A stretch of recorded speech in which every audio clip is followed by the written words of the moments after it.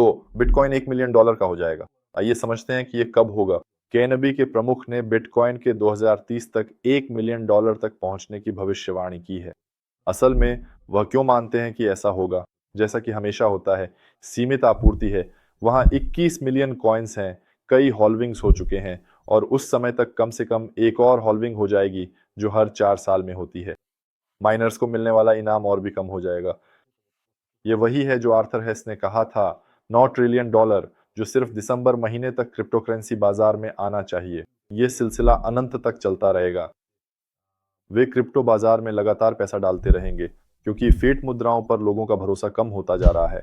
लोगों को अब पूरी तरह से समझ आ गया है कि फिएट में पैसे रखना बिल्कुल भी कारगर नहीं है।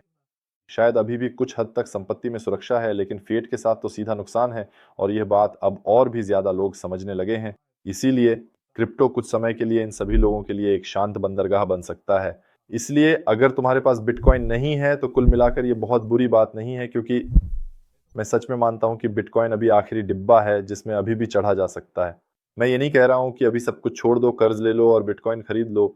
मैं ये कह रहा हूं कि आप डीसीए जैसी रणनीतियों का इस्तेमाल कर सकते हैं, धीरे धीरे बिटकॉइन में निवेश कर सकते हैं और कम से कम आपके पास मोटे तौर पर कहें तो एक और चक्र होगा, है ना, जहां आप इस पर किसी तरह से और भी कमाई कर सकते हैं।